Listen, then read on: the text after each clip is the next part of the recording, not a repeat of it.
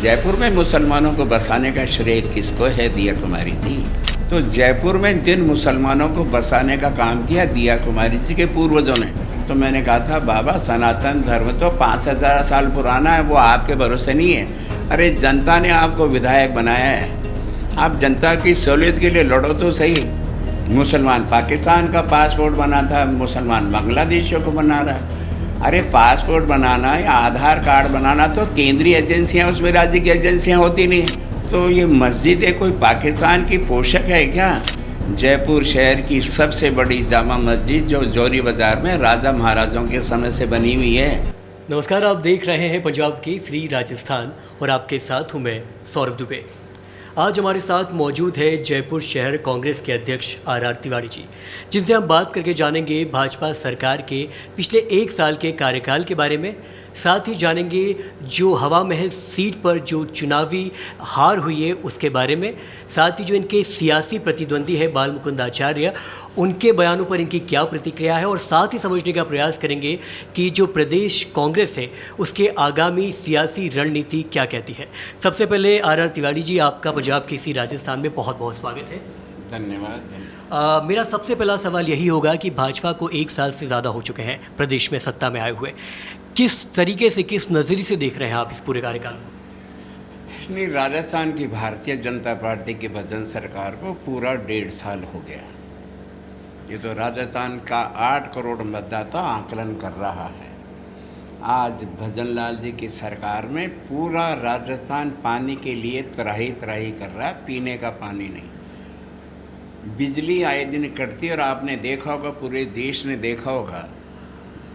अभी भारतीय जनता पार्टी के राष्ट्रीय अध्यक्ष JP नड्डा जी आए थे जयपुर में, मोती डोंगरी गणेश जी के वो प्रणाम करने भी गए थे, और साथ में राज्य का मुखिया भजन लाल जी थे, वहाँ के मदन राठौड़ जो BJP की राज्य इकाई के अध्यक्ष हैं। तमाम मंत्रिमंडल वहाँ गया था। वो कह रहे कि हमने तो सरप्लस बिजली कर दी। अरे वहाँ आधा घंटा, जैसे ही वो मंदिर में घुसे आधा घंटा राज्य के मुखिया को अंधेरे में रहना पड़ा। वो तो भला हो मंदिर प्रशासन का कि उन्होंने अपना बिजली का तंत्र चालू किया और उनको भगवान के दर्शन कराए। तो ये तो राजधानी के अंदर देश का सबसे बड़ा और नामी ख्याति मंदिर है मोती डूंगरी गणेश। तो दावा तो वैसे खुल जाता है, ना बिजली है न पानी है। रोज़गार का वादा किया था हमने, तो जब जननायक अशोक गहलोत जी की सरकार थी 2019 से लेकर के 2018 से 23 तक, हमने 4 लाख नौकरियां दी सौरभ।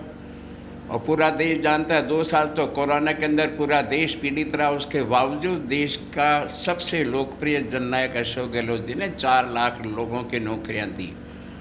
ये अलग बात है कि देश के अंदर जो नकल माफिया था वो केवल राजस्थान में नहीं था। हम स्वीकार करते हैं कि राजस्थान में नकल माफिया पनपा, लेकिन उत्तर प्रदेश में भी था, दिल्ली में भी था, गुजरात में भी था, हरियाणा में। तो ये बीमारी पूरे देश की है नकल माफिया की, केवल राजस्थान जनित नहीं है। लेकिन फिर भी हमने 4 लाख लोगों को नौकरियां दी।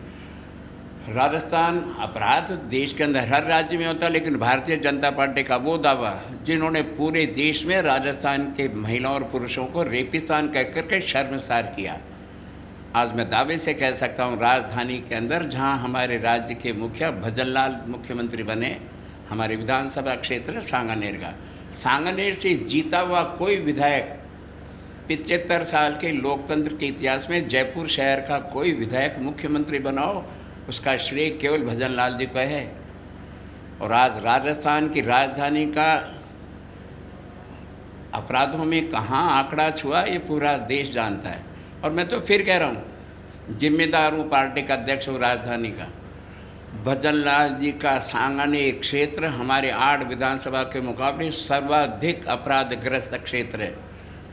सरकार के आंकड़े उठा के देख लो, चाहे बलात्कार का मामला हो, चाहे डकैती का मामला हो, चाहे अपहरण का मामला हो, चाहे चोरी का हो, अपहरण का हो, सारे मामलों में भजन लाल जी का सांगानेर क्षेत्र नंबर 1 पर आता है। तो जो मुख्यमंत्री अपने निर्वाचन क्षेत्र में, जो राजस्थान में रेपिस्तान की बातें करते थे, आज अपने विधानसभा क्षेत्र को नहीं बचा पा रहे, किस बात का दावा कर रहे हैं वो?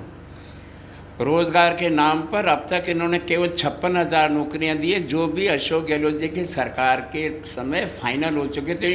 इंटरव्यू हो रहे हैं, इनके 1.5 साल में जो परीक्षा आयोजित की गई उनका तो अभी तक इंटरव्यू हुआ ही नहीं, उनका रिजल्ट ही आना बाकी है। और सबसे बड़ा मुद्दा ऐसा ही भर्ती के मामले में जो जननायक अशोक गहलोत जी के ज़माने में हुई थी, उसको आप पेपर माफिया ने उसको दूषित किया। लेकिन उस समय इन्होंने कहा था कि हमारी सरकार आएगी, भारतीय जनता पार्टी की सरकार आएगी तो हम इनको नौकरियां देंगे या नौकरियों को हम हटा देंगे, इस परीक्षा को रद्द कर देंगे। तो जो दावा भारतीय जनता पार्टी के तत्कालिक भारतीय जनता पार्टी के प्रदेश अध्यक्ष सतीश पूनिया जी, नेता प्रतिपक्ष राजेंद्र राठौड़ जी कहते थे हम परीक्षा को रद्द कर देंगे, आज 1.5 साल हो गया। हाई कोर्ट ने भी कह दिया कि इस परीक्षा को रद्द करना चाहिए, बड़े पैमाने पर इसमें बेईमानियाँ हुई हैं। और तो और भारतीय जनता पार्टी के वर्तमान मंत्रिमंडल की उप समिति ने भी ये सहमति दे दी कि इस परीक्षा को रद्द कर देना चाहिए। एसओजी जो इस सारी बीमारी का जो जांच कर रही है उसकी भी रिपोर्ट आ चुकी कि ऐसा ही भर्ती को रद्द कर देना चाहिए। तत्कालिक विरोध के नेता किरोड़ीलाल जी मीणा जो आज राजस्थान में मंत्री हैं, वो मुखर होकर के कह रहे थे लगातार, और उन्होंने तो इस्तीफा तक दे दिया। इन्होंने उनको वापस मंत्री बना दिया। उनको भी कहना था कि परीक्षा को रद्द करना चाहिए। आज 1.5 साल हो गया, वो परीक्षार्थी ऐसा ही बनेंगे या नहीं बनेंगे अधरजूल में। मंत्रिमंडल की सिफारिश के बावजूद अगर सरकार फैसला नहीं कर रही, तो अगर हम इनको पर्ची सरकार का मुख्यमंत्री नहीं कहें तो क्या कहें। मैं यही कहना चाहता हूँ, महंगाई की हालत ये है कि आज बाज़ार में सब्जियों, बारिश के अंदर सब्जियों के दाम आसमान छू रहे हैं, फलों के दाम आसमान छू रहे हैं, तेल के दाम आसमान छू रहे हैं। आज गृहिणी 2,500 का एक टीन लेकर के आ रही, तो न महंगाई रुक पा रही है, न अपराध रुक पा रहे, न आम आदमी को पीने का पानी मिल रहा है, न हमें समय पर पूरी बिजली मिल रही है। तो सरकार फेलियर है। और मैं तो प्रवक्ता भी हूँ राजस्थान प्रदेश कांग्रेस कमेटी का।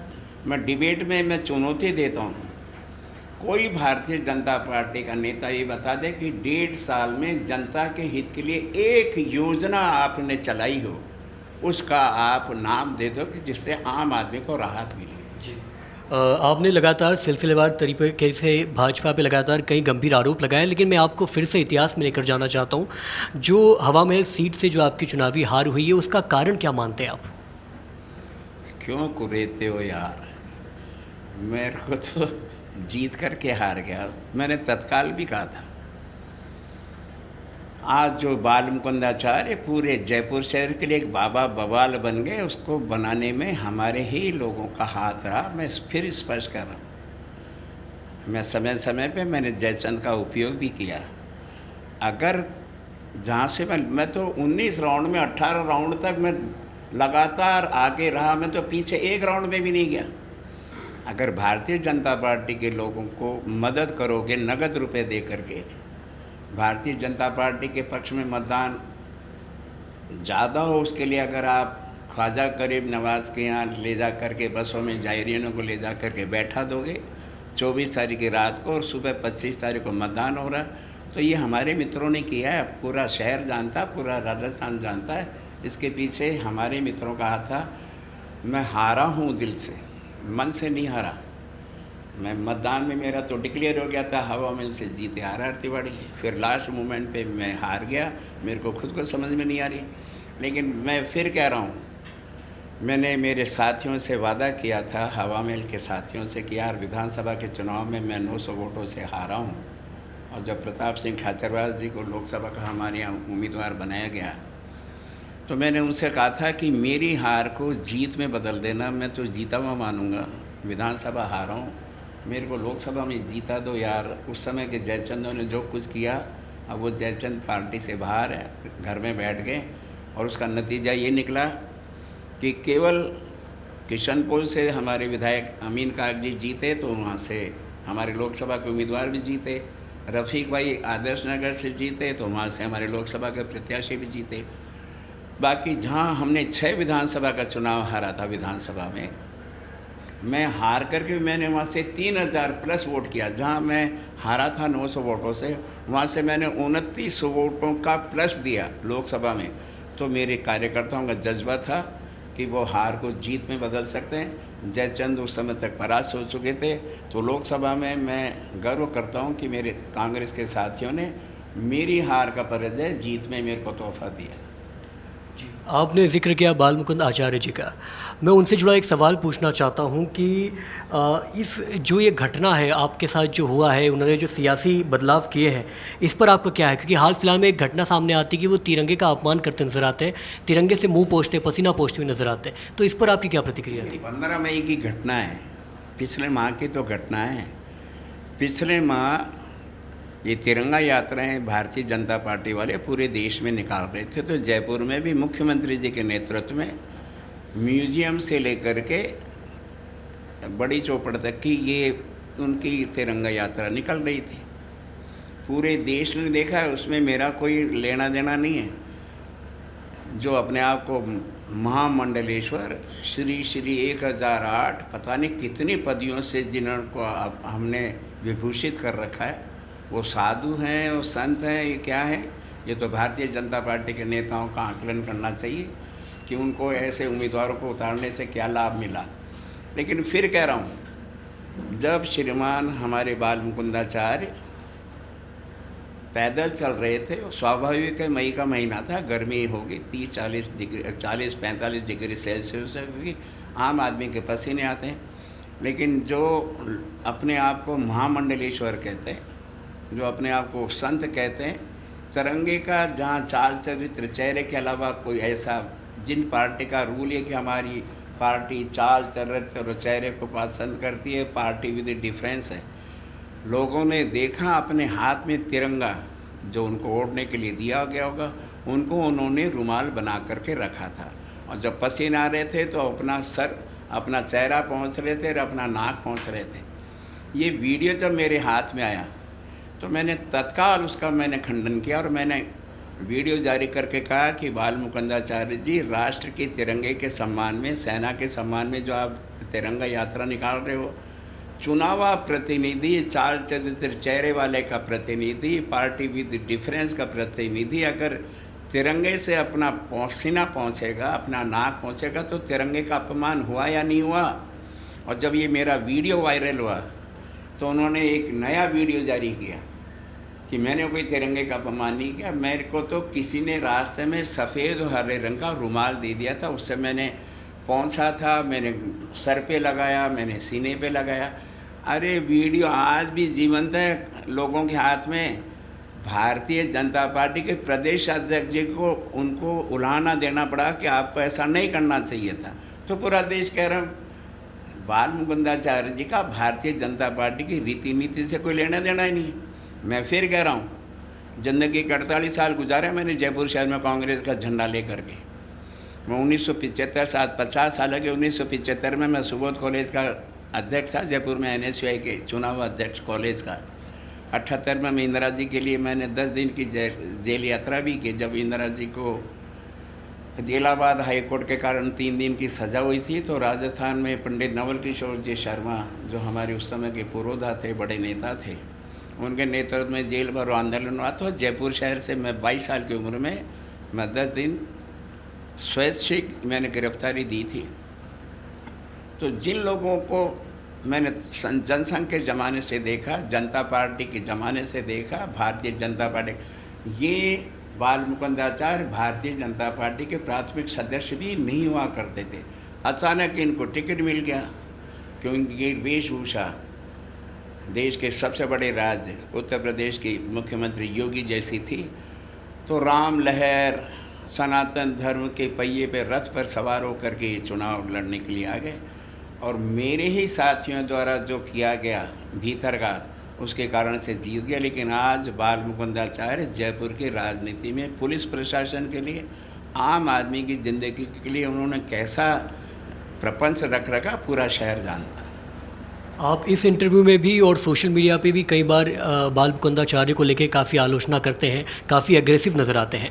उनको काम करते हुए 1.5 साल से ज़्यादा का वक्त बीत चुका है। अभी तक जो इस कॉन्स्टिट्यूएंसी में उन्होंने काम किया, उसको आप किस नज़र से देखते हैं? मैं कह रहा हूँ, मेरे प्रेस के मित्रों से कह रहा हूँ, कम से कम राष्ट्रीय टेलीविज़न के अलावा स्थानीय आप जैसे मित्रों को मैं निवेदन कर रहा हूँ, हवामहल कॉन्स्टिट्यूंसी के अंदर एक बार आप मेरे 26 वार्ड, वर्तमान में 26 वार्ड है हमारी विधानसभा में, किसी रोड पर किसी वार्ड में अगर उन्होंने 5 लाख का विकास का काम कराया हो तो मैं शहर कांग्रेस का अध्यक्ष, मैं माफ़ी मांगूंगा सार्वजनिक रूप से। एक सड़क उन्होंने नहीं बनाई, पूरा विधानसभा क्षेत्र की सड़कें उजड़ी हैं। भारतीय जनता पार्टी के विधायक बाल मुकुंदाचार्य जी कहते हैं कि उन्होंने अपनी विधानसभा में 1.5 साल में कोई नया चिकित्सालय खुलवाया हो, कोई नया स्कूल खुलवाया हो।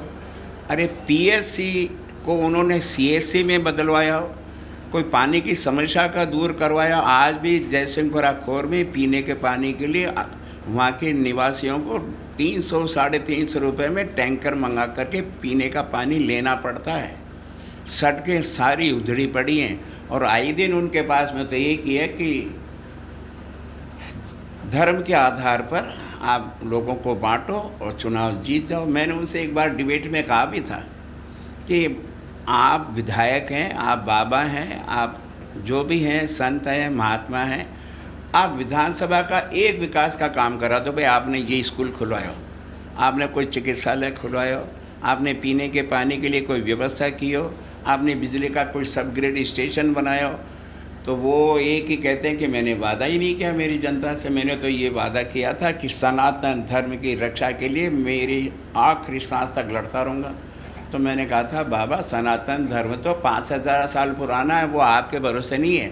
अरे जनता ने आपको विधायक बनाया है, आप जनता की सहूलियत के लिए लड़ो तो सही, लेकिन उनका लड़ने का तरीका है वो शराब की दुकान पे पहुंचेंगे या 8 बजे बाद में दुकान कैसे खुली है, वो अंडे की दुकान पे जाकर के कहेंगे कि तू सनातनी है, तूने शाम बर्गर कैसे कर दिया। मतलब ये शराब की दुकान पे जाओ, आप ई मित्र की दुकान पे जा कर के कह दो कि ये चूँकि वो धर्म से मुसलमान होता है, मुसलमान पाकिस्तान का पासपोर्ट बना था, मुसलमान बांग्लादेशियों को बना रहा है। अरे पासपोर्ट बनाना या आधार कार्ड बनाना तो केंद्रीय एजेंसियां, उसमें राज्य की एजेंसियां होती नहीं। आप अपने साथ में 2-4 टीवी वालों को साथ लेकर के चलते हो या आपने अपने साथ में रख रखा हो। आप लाइव अलग दिखाते हो कि मैं आज वहाँ गया था और उनको अभी उनको बोलने का, मैं कह रहा हूँ संत का मतलब है शांत रहने वाला, साधु का मतलब जो साधना में पूरा अपने आप को, तो साधु और संत की प्रकृति तो उग्रवाद हो ही नहीं सकती। अगर आप साधु हैं, आप संत हैं, आप महात्मा हैं, तो आपकी ज़बान पर आक्रोश तो आना ही नहीं चाहिए। उनका सारा वीडियो देख रहे हो, वो सीधे किस शब्दों में किस प्रकार दूसरे धर्म के लोगों को वो संबोधित करते हैं, उससे आक्रोश ही पैदा होता है। आपने ताज़ा घटनाक्रम देखा होगा, वही तिरंगा यात्रा बड़ी चौपड़ से निकाली जा रही थी, तनाव की स्थितियाँ थी भारत पाकिस्तान में। तो ये मस्जिदें कोई पाकिस्तान की पोषक है क्या? इस देश में अगर कोई मस्जिदें हैं तो वो पाकिस्तान समर्थित मस्जिदें हैं क्या? जयपुर शहर की सबसे बड़ी जामा मस्जिद जो जौहरी बाज़ार में राजा महाराजाओं के समय से बनी हुई है, आप वहाँ बड़ी चौपट से जाते हो और सीधे मस्जिद के बाहर गेट पे खड़े हो जाते हो। आप वहाँ की सीढ़ियों पे पाकिस्तान मुर्दाबाद के चस्पा करते हो तो पोस्टर, फिर वहाँ अंदर जा कर के आप पाकिस्तान मुर्दाबाद के नारे लगाते हो। मैं आपसे पूछता हूँ, मैं जनता जनार्दन से भी निवेदन करना चाहता हूँ, कोई अगर मुस्लिम धर्म के लोग बाग अगर हमारे किसी बड़े मंदिर में घुस करके अगर ऐसे नारे लगाए तो क्या हम बर्दाश्त करेंगे? मैं कह रहा हूँ अगर कोई देश का दुश्मन है, कोई देश का गद्दार है, कोई देशद्रोही है, तो आप उसको फांसी पे लटकाओ ना। ट्रिपल इंजन की सरकार है आपकी, निगम जयपुर के दोनों निगम भारतीय जनता पार्टी के, राज्य की भजन लाल सरकार भारतीय जनता पार्टी की, राज्य देश की केंद्रीय सरकार भारतीय जनता, ट्रिपल ताकत हो के बावजूद आपको सड़क पर क्यों जाने देना पड़ रहा है? आप वहाँ जाकर के तनाव पैदा करना चाहते थे, एक शहर को एक धार्मिक उन्माद को फैला करके झुलसाना चाहते थे। मैंने आज़ादी के पहले भी राजा महाराजाओं का इतिहास सुना है। जयपुर में जब देश का बंटवारा हुआ 1947 में, देश के बड़े शहरों के अंदर दंगे हुए, लोग मारे गए, सभी धर्मों के लोग मारे गए। जयपुर शहर में एक आदमी का झगड़ा नहीं हुआ, क्योंकि उसके पीछे हमारे जयपुर के राजाओं का इतिहास रहा है। मैं दिया कुमारी जी से, जो हमारे राजघराने की प्रतिनिधि हैं और आज जयपुर शहर की विधानसभा क्षेत्र विद्याधर नगर से चुनी हुई विधायिका है और राज्य की उप मुख्यमंत्री भी हैं। जवाब दे, जयपुर में मुसलमानों को बसाने का श्रेय किसको है दिया कुमारी जी? जयपुर शहर में राजा महाराजाओं ने उनकी कला के हिसाब से जयपुर शहर में हमने मुसलमानों को आकर के बसाया। जैसे उस समय बंदूक साज नहीं हुआ करते थे जयपुर में, तो शोरगरी का काम करने वाले जो भी थे वो मुसलमान थे। हमने सारे मोहल्ले में, जैसे पन्नी बनाने का काम मुसलमान करते हैं, मोहल्ला पन्नी गरान बनाया हमने, मुसलमानों को ला करके हमने थोड़ी बसाया। उस समय तो राजा महाराजाओं ने तो बसाया जयपुर में। हाथियों को पालने का काम कौन करता था? मुसलमान किया करते थे। तो मोहल्ला महावतान किसने बनाया? हमने तो नहीं बनाया। उस समय राजा महाराजा तो आपके पूर्वज ही थे। मोहल्ला सिरकी गरान किसने बनाया? मोहल्ला शोर गरान किसने बनाया? ये सारे मुसलमान वो थे जो अपने पारंपरिक कलाओं में पारंगत थे। तो जयपुर में जिन मुसलमानों को बसाने का काम किया दिया कुमारी जी के पूर्वजों ने, उन मुसलमानों की तो वंशज आज यहाँ, और बाबा उनके खिलाफ कैसी कैसी हरकतें करते हैं। आप एक शब्द बोलते नहीं हो। क्या देश का सारा मुसलमान कोई राजद्रोही है, कोई देशद्रोही है?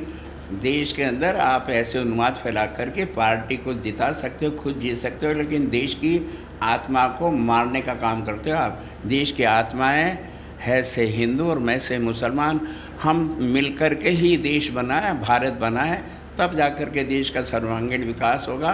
बंटवारे से देश का विकास नहीं होगा, देश का विकास रुक जाएगा, ऐसा मेरा मानना है। तिवारी जी, इस इंटरव्यू के आखिरी 2 सवाल। पहला सवाल मेरा ये है कि आप कांग्रेस की भविष्य सियासत को लेकर मेरा सवाल होगा कि विधानसभा चुनाव का जो परिणाम है, लोकसभा चुनाव का जो परिणाम है, उसके बाद क्या कुछ कांग्रेस में रणनीतिक बदलाव देखने को मिल सकता है?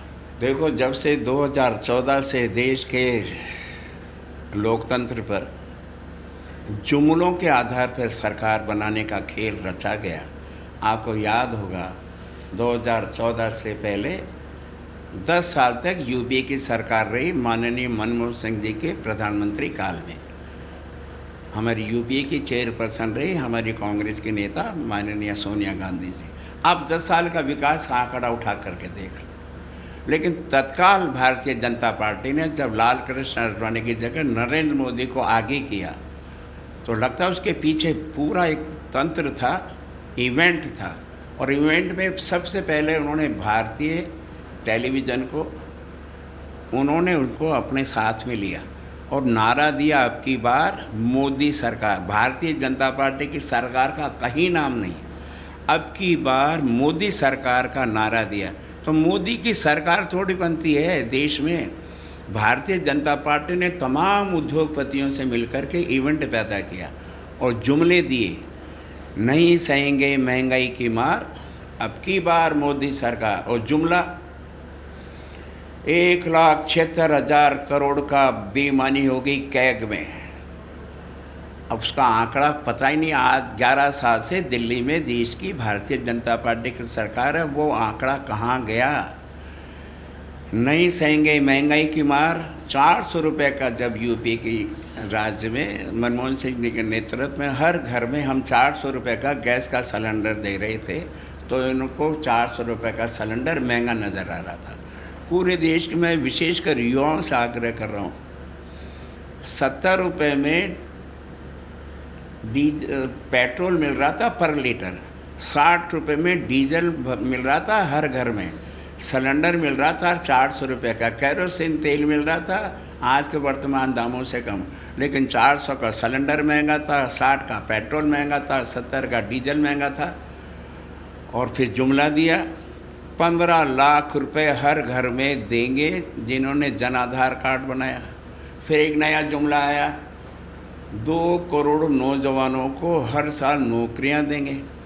केवल ये 4 मुद्दों के लिए मैं कहना चाहता हूँ नौजवानों, 60 का पेट्रोल आज 100 रुपये या 110 रुपये का मिल रहा है, 70 का डीजल आज 100 रुपये मिल रहा है, 400 का मेरी बहनों का, मेरी बेटियों के घर में जो सिलेंडर हम गैस से घर का खाना बनाने के लिए सरकार मुहैया करा रही थी, आज 850 का मिल रहा है। वो 2 करोड़ रोज़गार अगर मिल जाते तो 11 साल में 22 करोड़ नौजवान युवक युवतियों को नौकरी मिल जाती। हर घर में अगर 15 लाख मोदी सरकार दे देती तो आज आर्थिक विकास की दर बहुत तेज़ी से बढ़ती। क्या हो गया क्या ये कुछ नहीं हुआ। लेकिन इवेंट देश के 24 घंटे के टेलीविज़न में 22 घंटे मोदी जी की जय जयकार के नारे लगते हैं और करोड़ों लोगों को रोज़गार, सस्ता ईंधन, सस्ता पेट्रोल, सस्ता डीजल, इन सब में नौजवान बह गया और मोदी सरकार बन गई। और वह आज उरी पे फिर वो राम जी का आ गया, फिर राम लहर पे सवार हो गए, फिर सनातन धर्म पे सवार हो गए। असली मुद्दों को हम उठाते नहीं हैं और हम तत्कालिक नए मुद्दे गढ़ते हैं और उस पर हम वोटिंग कराते हैं। मुद्दों से भारतीय जनता पार्टी की केंद्र सरकार का या राज्य सरकार का कोई लेना देना नहीं। ना वो रोज़गार देना चाहते हैं, ना महंगाई को कम करना चाहते हैं, ना कानून व्यवस्था को ठीक करना चाहते हैं। लेकिन जब राम और रहीम में आप अंतर पैदा करोगे, जब कब्रिस्तान और शमशान में आप अंतर पैदा करोगे, जब हिंदुस्तान और पाकिस्तान में को आप वोट मांगने का आधार बनाओगे, तो देश में सनातनी धर्म के लोग ज़्यादा हैं। 140 करोड़ की आबादी में हम सनातनी लगभग 80% और 20% में अल्पसंख्यक है। और देश का सबसे बड़े राज्य का मुखिया जब चुनावी भाषण में ये कहता है, बटोगे तो कटोगे, एक रहोगे तो जीतोगे। 80 और 20 का चुनाव है। जब चुनाव मुख्यमंत्री अगर 80 और 20 का अंतर बताता है, अगर वो कटोगे बटोगे जैसे भावनात्मक मुद्दों को उठाते हैं, तो ये देश भावनाओं के अंदर खेलकर और नौजवान बढ़ जाता है और सरकारें बन जाती है मुद्दों को छोड़ करके जो इवेंट के ऊपर चलती है। इसलिए तीसरी बार आज देश में मोदी जी की सरकार बन गई। अब देश के युवाओं को तय करना है कि उनको रोज़गार चाहिए, महंगाई से निजात चाहिए, देश को आगे बढ़ाना, तो वो मुद्दों पे आए, ये जुमलेबाजी से हटें, ऐसा मेरा सोच है। मेरा इस पूरे साक्षात्कार का अंतिम और आखिरी सवाल ये होगा, क्योंकि आपने मुद्दों का जिक्र किया तो मैं भी मुद्दों पे ही सवाल पूछना चाहता हूँ, लेकिन सवाल प्रदेश से जुड़ा नहीं बल्कि देश से जुड़ा होगा। देश भर में महंगाई, बेरोज़गारी और किसानों के जो मुद्दे हैं वो प्रखर रूप से मुखर रूप से देखने को मिल रहे हैं। तो कांग्रेस की तरफ से किस तरीके से सरकार को घेरने की तैयारी हो रही है? आखिरी सवाल। देखो, जब केंद्र की पहली सरकार देखी मैंने सौरभ, लोकतंत्र में पक्ष जितना मजबूत होगा उतना ही विपक्ष का होना भी जरूरी, ये आत्मा है। अगर पक्ष ही रहेगा तो विपक्ष नहीं रहेगा, तो फिर लोकतंत्र नहीं, तानाशाही आ जाएगी। पहली बार देखा होगा आपने आज़ादी के बाद में कि मोदी जी ने आते कांग्रेस मुक्त भारत की परिकल्पना की थी। कांग्रेस वो जो आत्मा है कांग्रेस, जिसके लिए सत्ता मायने नहीं रखती, जिसके लिए जनता के मुद्दे मायने रखते हैं, आम आदमी के लिए कुछ करने का जिसके अंदर कुछ जज्बा हो, वो है कांग्रेस। मैं फिर ये कह करके नहीं कहूँगा कि आज़ादी की लड़ाई में कांग्रेस ने अपने लाखों लोगों को बलिदान किया या जेलों में गए। मैं कह रहा हूँ मोतीलाल नेहरू जी जो अपने ज़माने के सबसे बड़े बैरिस्टर थे, जो किसी राजा महाराजा या नवाबों से ज़्यादा जिनकी वार्षिकाई थी, वो खुद स्वतंत्रता सेनानी के आंदोलन में कूदे। उनका एकमात्र इकलौता बेटा जवाहर 10 साल तक अंग्रेज़ों की जेल में रहे। उनकी पत्नी कमला नेहरू जेल में रही। आगे पीछे एक बेटी थी इंदिरा गांधी, जिसको प्रियदर्शनी कहा जाता था। 12 साल की उम्र में अपने माता पिता को छोड़कर के अकेले आनंद भवन में रहती थी। आज़ादी के इतिहास तो उनका था। महात्मा गांधी जी जो बैरिस्टर थे, उस ज़माने के इतने पैसे वाले थे, दक्षिणी अफ्रीका जाकर के जहाँ काले गोरों का उन्होंने अंतर देखा, तो भारत में आकर के उन्होंने आज़ादी के आंदोलन में कांग्रेस में अपने आप को खपाया।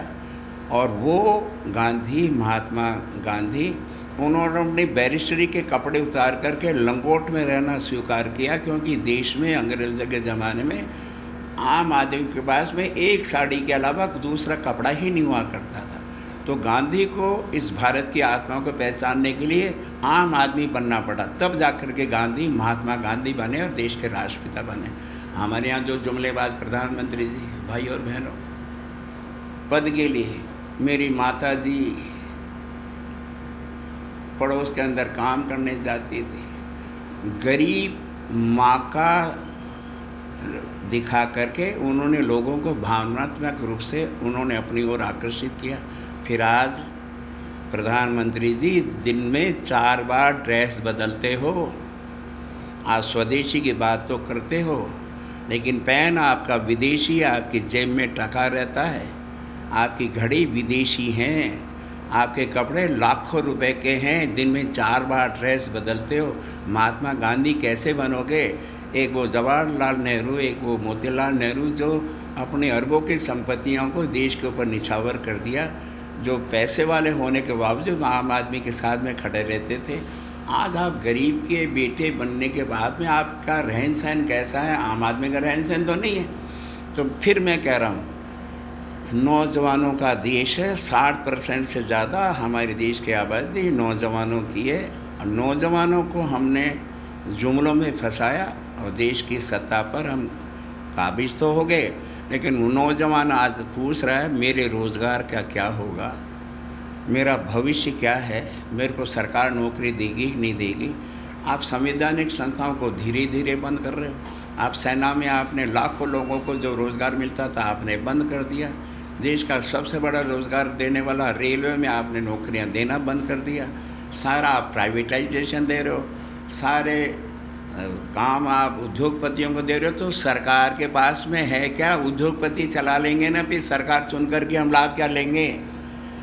अगर अडानी जी अगर एयरपोर्ट चलाएंगे, अडानी जी अगर बंदरगाह चलाएंगे, रिलायंस वाले हमारे अंबानी जी अगर देश के टेलीविज़नों को चलाएंगे, तो फिर हमारी देश की ये जो संस्थाएं जो सरकार ने बनाई थी कि जिसमें सरकार का आदमी भी काम करे और प्राइवेट आदमी भी, जो सार्वजनिक उपक्रम थे वो लगभग समाप्त हो रहे हैं। रोज़गार आप दे नहीं रहे हो, महंगाई की मार को आप रोक नहीं रहे हो, और उसके ऊपर आपने गब्बर सिंह टैक्स लगा करके जिसको GST कहते हैं, आप हर महीने 2-2.5 लाख करोड़ रुपए इकट्ठा कर रहे हो। उसके बदले में आप क्या दे रहे हो जनता को? आप कह रहे हो हमने इतने एयरपोर्ट बना दिए, हमने इतने बंदरगाह बना दिए। अरे वो तो प्राइवेट एजेंसियों को दे रहे हो ना। सरकारी उपक्रम के माध्यम से कराते तो करोड़ों लोगों को रोज़गार मिलता। फिर आप ट्रांसपोर्ट जैसे रोडवेज जो चला करती है वो सार्वजनिक उपक्रम ही तो है। आपने जब सार्वजनिक उपक्रमों को बंद कर दिया, तमाम काम निजी व्यापारियों को दे दोगे तो रोज़गार के संसाधन हो गए कहाँ? इसलिए मैं कहना चाहता हूँ नौजवान दोस्तों को जुमलों से बचना चाहिए, धरातल पे आना चाहिए। और कांग्रेस में हमारे माननीय राहुल गांधी जी, एक बात मैं पूछना चाहूँ, आज तो गांव का सरपंच का बेटा भी बोलोरे से नीचे नहीं घूमता। जिस राहुल गांधी के पिता स्वर्गीय राजीव गांधी भारत रत्न, वो भी सत्ता के लोग भी नहीं थे, वो तो एयर इंडिया एयरलाइंस में नौकरी करते थे। संजय गांधी जी की मौत के बाद में वो राजनीति में आए और आदरणीय स्वर्गीय इंदिरा गांधी जी की डेथ के बाद में, उनकी हत्या के बाद में उनको कांग्रेस ने अपना नेता चुना और देश के प्रधानमंत्री बन गए। तो राहुल गांधी के पिता 5 साल प्रधानमंत्री रहे, राहुल गांधी की दादी 16 साल देश के प्रधानमंत्री रही, और इंदिरा गांधी जी के पिताजी जवाहरलाल नेहरू जी 16-17 साल प्रधानमंत्री रहे। उस आदमी को कमी क्या है? आज किसी भी विधानसभा में किसी भी दल के कोई विधायक हो, सांसद हो, लोग बाग कहते हैं कि उनको 2-4 पीढ़ी काम करने की ज़रूरत नहीं है। राहुल गांधी देश का पहला व्यक्ति आज़ादी के बाद में 4,500 किलोमीटर क्यों पैदल चल रहा है? इसलिए कि वो देश के प्रधानमंत्री बनना चाहते हैं। मैं कह रहा हूँ नहीं, मैं जयपुर में ही हूँ, पैदा भी यहीं हुआ। मुझे याद है मनमोहन सिंह जी की सरकार के समय भारतीय राष्ट्रीय कांग्रेस की कार्य समिति का जयपुर में अधिवेशन हुआ बिरला ऑडिटोरियम में। वहाँ खुद प्रधानमंत्री जी ने उनको आग्रह किया, आप सांसद हैं, आप आगे बढ़ कर के संसदीय दल के नेता के रूप में प्रधानमंत्री बने, हम सब छोड़ने को तैयार हैं। लेकिन राहुल गांधी जी ने कहा ना, मैं ऐसा काम नहीं करूँगा, प्रधानमंत्री तो आपसे बेहतर कौन है। तो राहुल गांधी ने तो प्रधानमंत्री का पद छोड़ा। उनकी माँ यूपीए की चेयरपर्सन रही सोनिया गांधी जी, तमाम यूपीए दल के घटक दलों ने उनको अपना नेता चुना, लेकिन मनमोहन सिंह जी को लेकर के राष्ट्रपति के पास में कि नहीं मनमोहन सिंह जी हमारे दल के नेता। तो सत्ता परख नहीं है कांग्रेस की राजनीति। आज राहुल गांधी जी 4,500 किलोमीटर में, जहाँ बरसात गर्मी सर्दी में एक ड्रेस, वही सफ़ेद शर्ट और काली पैंट में घूमे इसलिए कि वो देश का प्रधानमंत्री बनना चाहते, वो इसलिए नहीं, वो इसलिए घूमे कि देश की गरीब की क्या हालत है, मेरे किसानों की क्या हालत है, मेरे बेरोज़गार नौजवानों की क्या हालत है, गरीब अपनी ज़िंदगी को के वो ज़िंदगी से साक्षात्कार करने के लिए गुजरे। है कोई ऐसा नेता? आज भी देश के प्रधानमंत्री पद की दौड़ में नहीं है राहुल गांधी। आज भी गरीब के यहाँ जाते हैं, कहीं कोई दुर्घटना हो जाती है वहाँ जाते हैं। उनका सपना ये कि समानता होनी चाहिए, देश में हम सब बराबर हैं। इस देश के संसाधन कुछ लोगों को नहीं मिलने चाहिए, देश के संसाधनों पर हम सब लोगों का बराबर का हक है। और इसलिए देश की जनता ने जिस राहुल गांधी के नाम पर पूरी भारतीय जनता पार्टी का, चाहे वो पन्ना प्रमुख हो चाहे राष्ट्र का प्रमुख हो, सिवाय राहुल गांधी जी को गाली देने के अलावा कोई इनके पास काम नहीं है। आज राहुल गांधी जी 100 सांसद के होने के साथ तमाम विपक्षी दलों के सर्वमान्य नेता प्रतिपक्ष बने। तो वो नरेंद्र मोदी जी ने थोड़े बनाए, वो देश की जनता ने बनाया। आप जुमलों के आधार पर कब तक सत्ता पे रहोगे? राहुल गांधी जी स्वयं हर बात का जायज़ा लेते हैं और साक्षात्कार करके देश को नई दिशा देना चाहते हैं। और कांग्रेस भी उनकी अगुवाई में लगातार हर राज्य में कांग्रेस संगठन को हम वार्ड स्तर पर, मंडल स्तर पर, ब्लॉक स्तर पर, जिला स्तर पर, प्रदेश इकाई के स्तर पर लगातार काम चल रहा है। और अभी हमारा जो मई के महीने से संगठन को मजबूती का विशेष रूप से अभियान चला रखा है। सत्ता आए या नहीं आए, स्वतंत्रता का इतिहास कांग्रेस का इतिहास है। देश की आज़ादी के बाद में आधुनिक भारत का इतिहास कांग्रेस का इतिहास है। तो आने वाला इतिहास फिर कांग्रेस का इतिहास होगा। प्रधानमंत्री राहुल गांधी जी देश की जनता का प्यार लेंगे, उनका आशीर्वाद लेंगे। 100% आने वाले 5 साल के बाद में, 4 साल के बाद में जब चुनाव होंगे, कांग्रेस सत्ता के केंद्र में आएगी।